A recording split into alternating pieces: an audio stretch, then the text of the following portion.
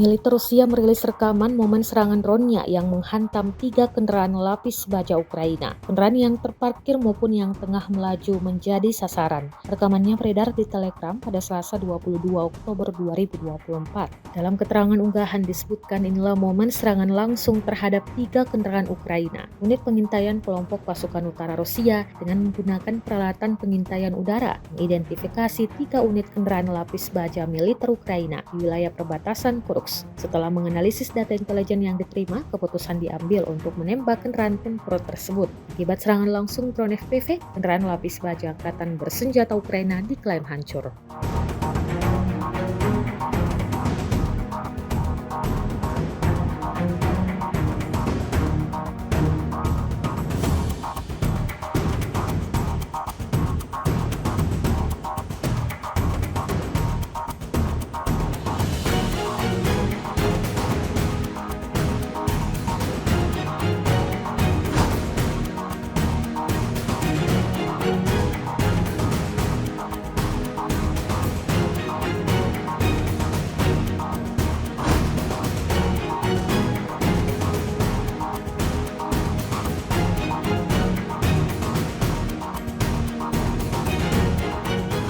Download Tribun X sekarang, menghadirkan lokal menjadi Indonesia.